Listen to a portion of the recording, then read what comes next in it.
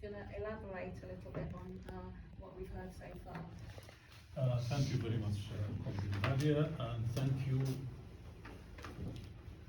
those who are present here, because Sudan news and Sudan issues is completely cut out of the legacy media, and whatever little known about what is happening in Sudan is through such gatherings and the social media, and whatever being projected in the legacy media is just a one-sided type of facts or truth, and have the reality most of the times is a complete lie.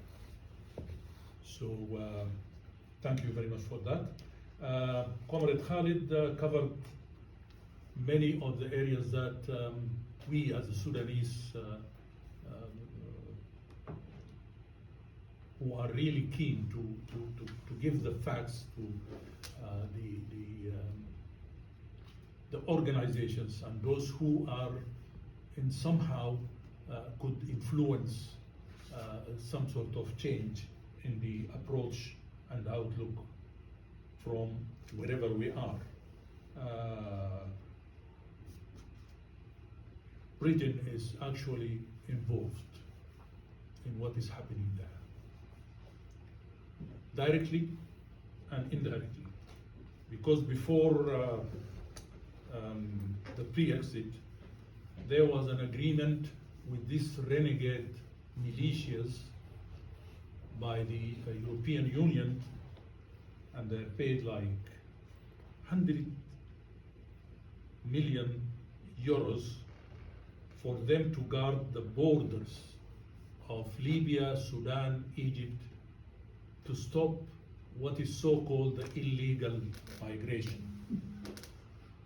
So Hemeti, the head of this militia, benefit directly from that amount, that magnificent amount of money to start building the base. And it's been encouraged as well by vested interests of regional and international powers. Sudan is a very unique geographical entity. It is exactly in the heart of Africa, and it has the longest shore of the Red Sea, and the Red Sea is one of the most important water passages in the coming decades.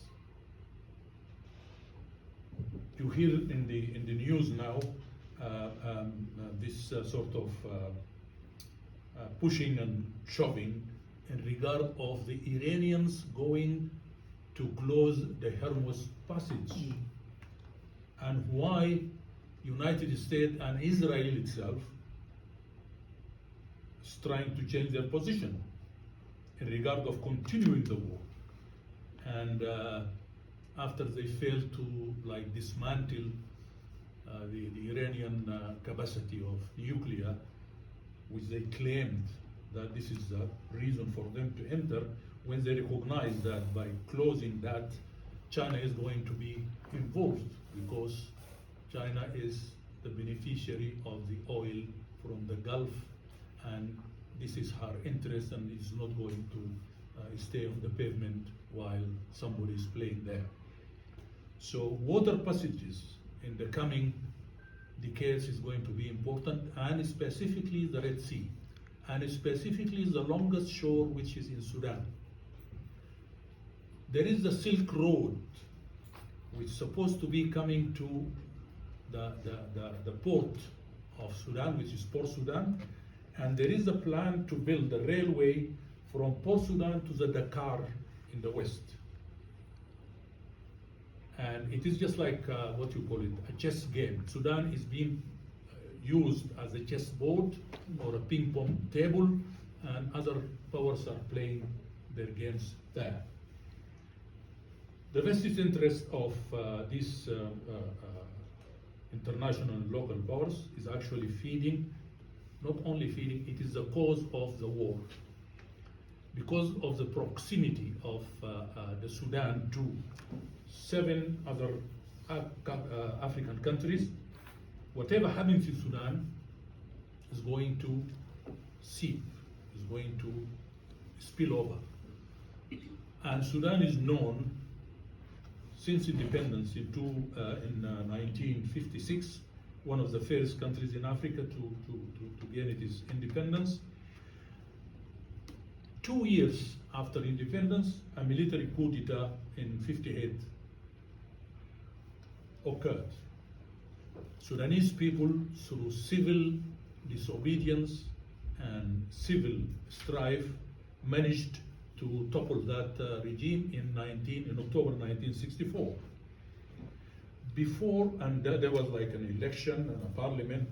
Before the parliament completed the cycle, one cycle, in order to start a new cycle of 4 years, the international and regional powers managed to create another coup d'etat in 1969.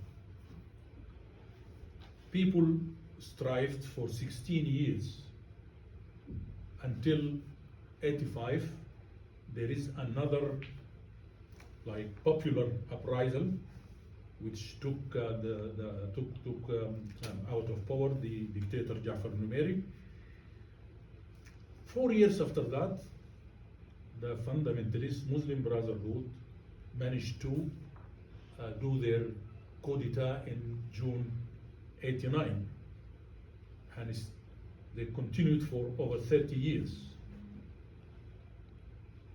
In 2018, the people of Sudan, through the quantitative accumulation of strife, which resulted in qualitative change in the outlook and in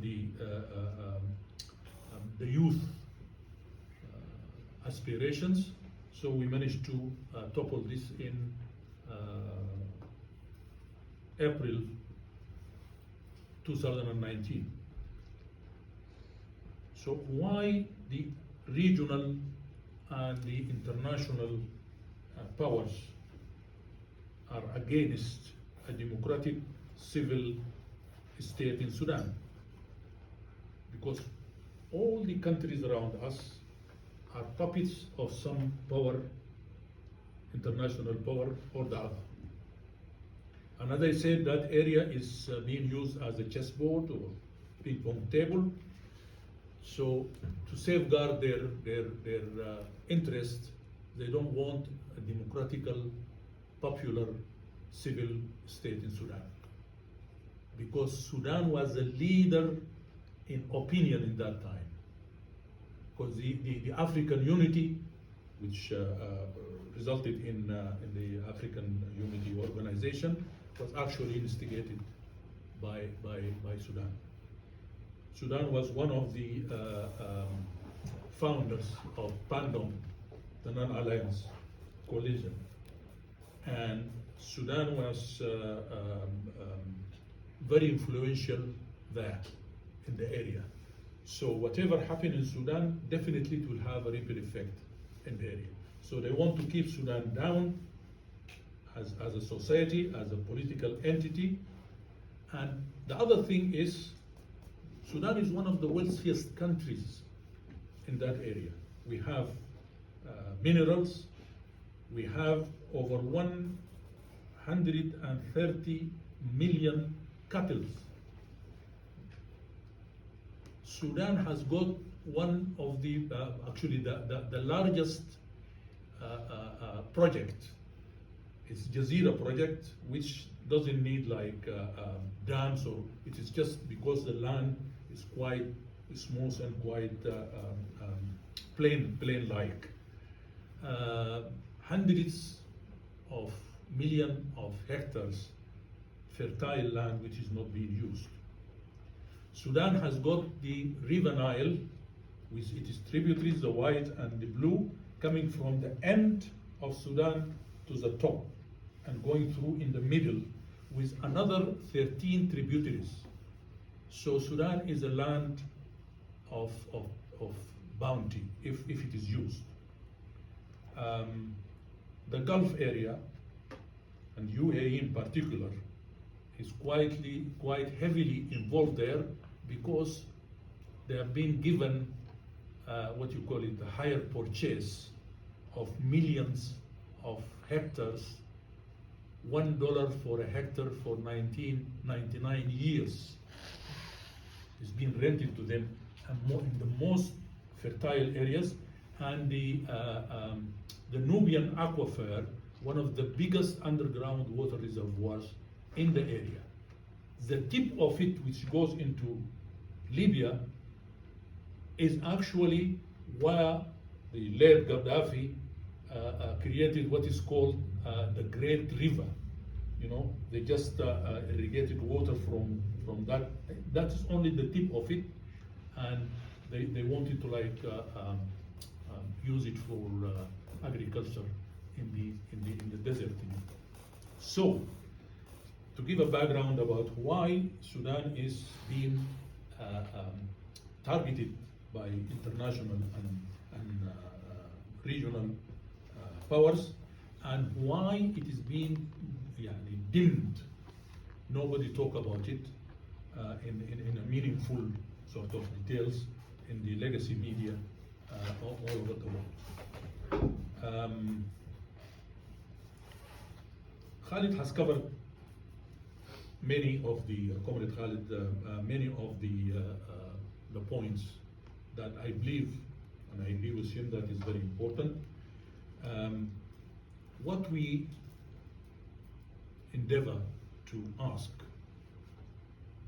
you and all those people who are really concerned about the war and peace around the world, the type of solidarity that we need is actually to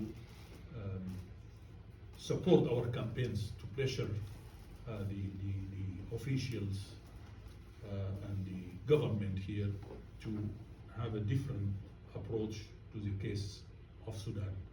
It is being dimmed and put in the shadows because of what they call it newsworthy actions happening in the world.